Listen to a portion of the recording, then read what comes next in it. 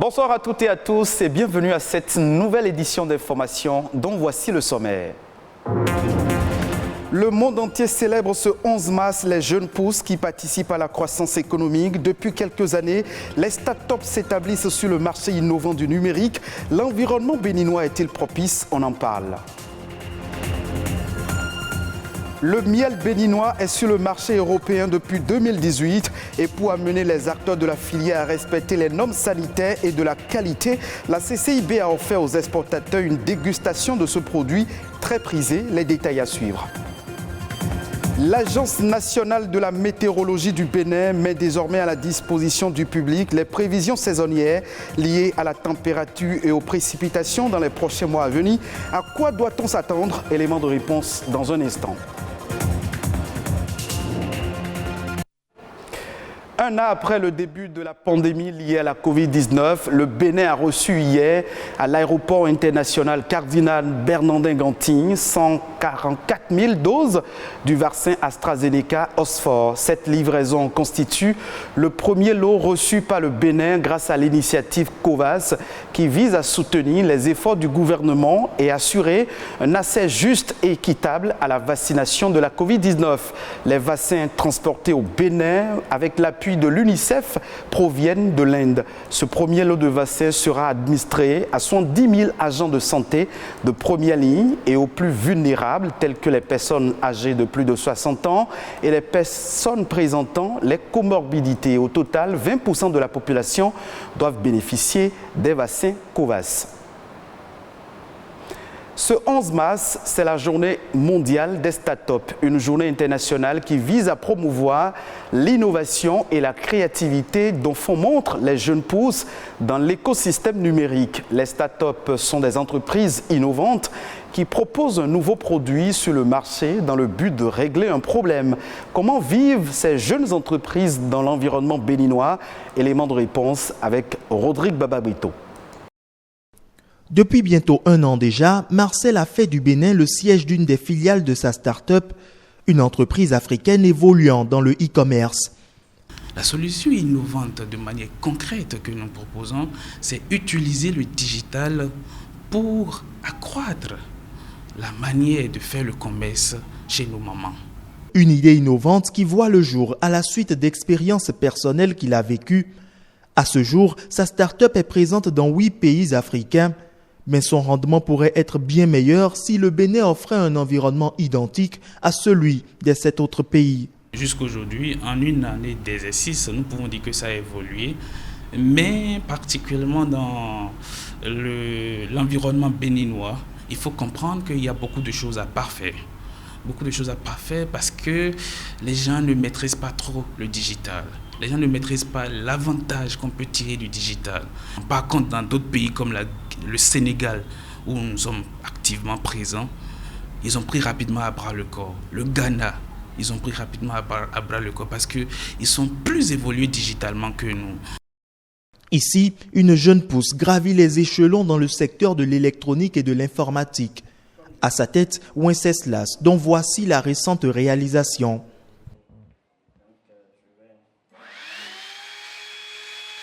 Une sirène automatique fonctionnant grâce à une application installée sur smartphone est déjà utilisée dans plusieurs écoles sur le territoire. On a constaté que les surveillants doivent appuyer la sirène plus de 1806 fois dans une année, mais c'est fastidieux pour eux. Donc nous, on a choisi de créer un système automatique programmable sur smartphone qui joue ces rôles-là à leur place. Il n'y a en réalité pas de fond de base quand on est un jeune qui vient de commencer et tout.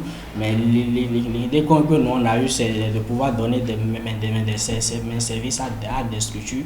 Et avec ces sous-là, en réalité, on va financer nos innovations. Une stratégie bien trouvée par Wenceslas et son équipe, mais qui n'est pas évidente pour toute jeune pousse. L'écosystème devrait être meilleur pour leur éclosion. En fait, ce qu'on appelle écosystème de start-up réellement, on n'a pas encore ça. En fait, et c'est ce qui fait réellement que l'émergence des start-up, on ne voit réellement pas ça. Parce que quand on parle d'écosystème en réalité, on a les Fab Labs, on a les universités, les incubateurs et tout. C'est quand toutes ces choses-là marchent, ensemble que les startups pourront aller plus loin. Il y a des incubateurs au Bénin, mais les gens font juste pour paraître, pour montrer qu'ils utilisent les nouvelles technologies. Mais c'est au-delà de cela. En attendant que cela change, ces deux startups font leur bonhomme de chemin avec à l'esprit de grands rêves, qui pour devenir une grande structure de conception électronique, qui pour devenir le géant du e-commerce sur le continent africain. Le miel du Bénin est accepté depuis 2018 sur le marché européen. C'est une filière émergente, porteuse de devises et susceptible d'améliorer les conditions de vie des apiculteurs. Seule condition exigée, le respect des normes sanitaires et de qualité du produit. Mardi dernier, une séance de dégustation de miel a été organisée par des exportateurs à la Chambre de commerce et d'industrie du Bénin, CCIB. Une occasion pour faire connaître au public le miel produit au Bénin. Alexis Sebemon, Nadège Omoladi-Sani. À cette séance de dégustation organoleptique du miel, des apiculteurs venus de toutes parts et des curieux très attachés au label Bénin. Ils ont eu droit à plusieurs couleurs, textures et saveurs de miel béninois.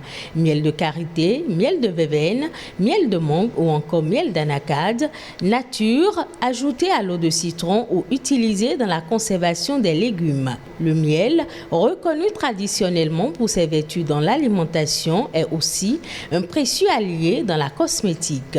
La cire d'abeille, par exemple, qui permet de faire des cosmétiques.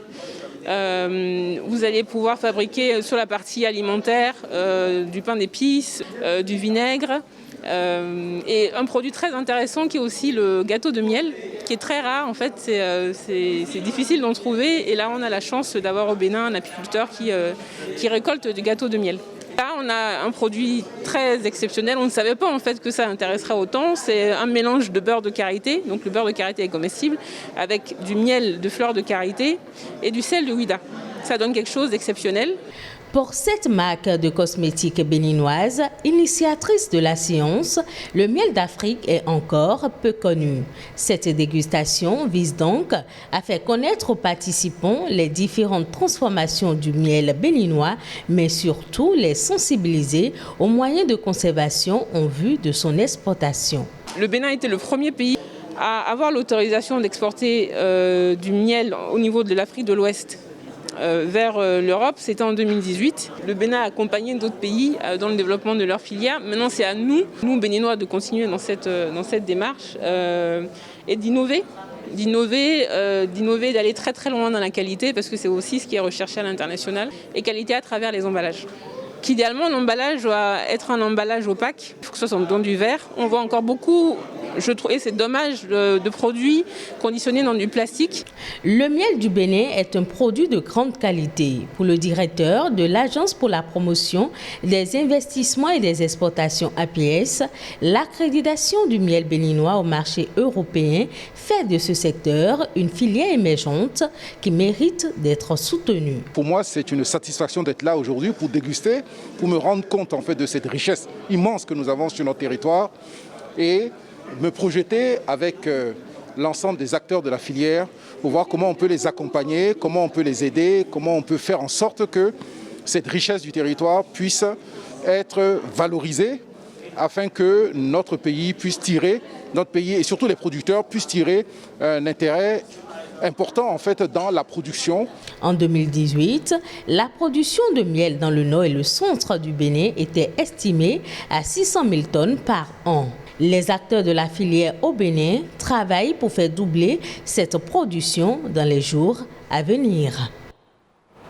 Les prévisions saisonnières de la grande période des pluies au sud du Bénin sont désormais disponibles. C'est une initiative de l'Agence nationale de la météorologie du Bénin. Pour le compte de l'année 2021, la grande saison des pluies connaîtra un début précoce. C'est ce qui ressort des études menées par des spécialistes. Inès Oyede est la responsable du service en charge des questions liées au changement climatique à Météo Bénin. Elle nous donne ici plus de précisions sur l'intérêt de mettre à disposition du public les prévisions saisonnières de la grande période des pluies au sud du Bénin.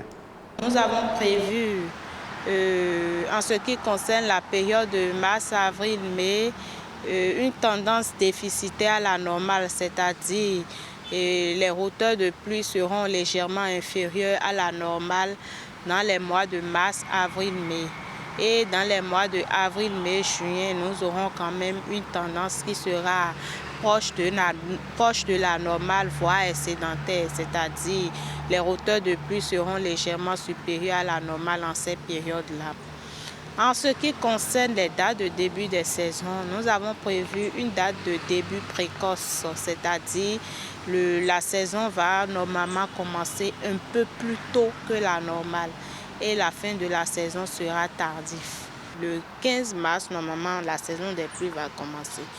C'est vrai que nous avons des pluies par moment, mais ces pluies ne nous permettent pas, nous, techniciens de la météo, de confirmer que la saison a commencé. Les saisons sèches diffèrent d'une zone à une autre. Il y a des localités qui présentent des séquences sèches longues et la plupart des localités présentent des séquences sèches longues. Mais toutefois, il y a des séquences sèches courtes qui sont enregistrées par endroits.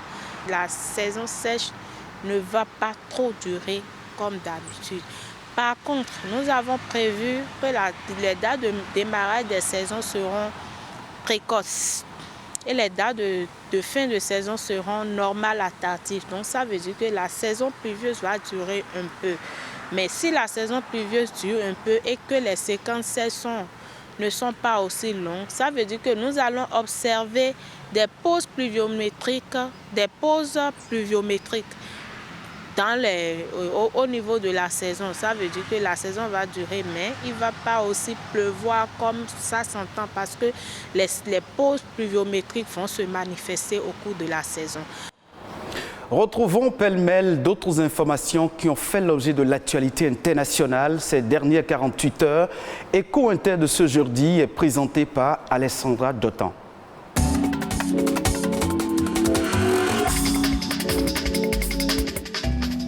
Il y a encore quelques mauvais élèves en France en termes d'égalité professionnelle femmes-hommes. Une cinquantaine d'entreprises françaises obtient pour la 3e année une très mauvaise note en la matière. Celle-ci s'expose à des sanctions pouvant aller jusqu'à 1% de la masse salariale. Les augmentations au retour de congés de maternité, une obligation qui existe depuis 2006, ne sont pas respectées dans 13% des cas. Davantage de contrôles seront donc effectués afin de rattraper ces augmentations non effectuées. Une proposition de loi pourrait imposer des quotas de femmes dans les organes de direction des entreprises.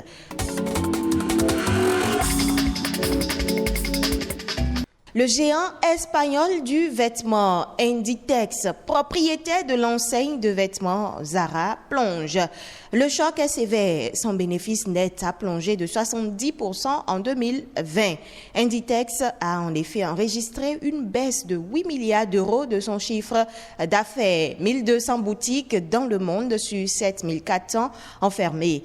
À l'inverse, les ventes en ligne ont grimpé de 77% l'an dernier. Le groupe a donc décidé de renforcer cette option. Il compte investir plus d'1 milliard d'euros dans le e-commerce et le faire passer de 14 à 25% de ses ventes.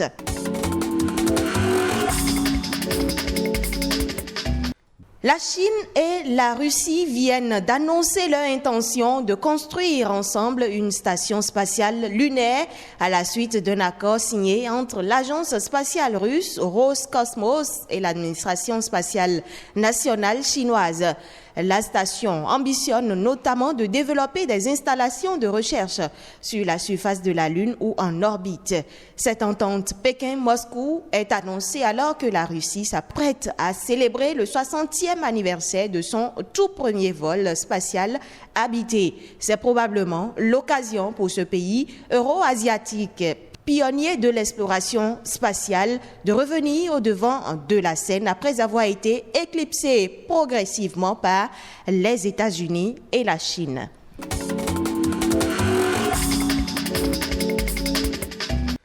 Alerte sanitaire au Cameroun. Près de 10 000 cas de Covid-19 en 2 mois.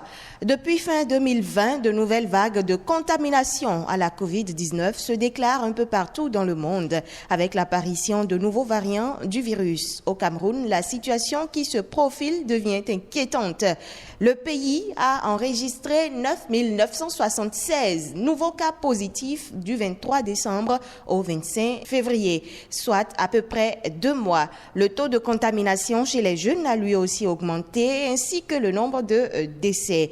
Plusieurs raisons expliquent cette recrudescence des cas, même si la principale demeure la négligence des mesures barrières et autres règles sanitaires préconisées dans la lutte contre la pandémie.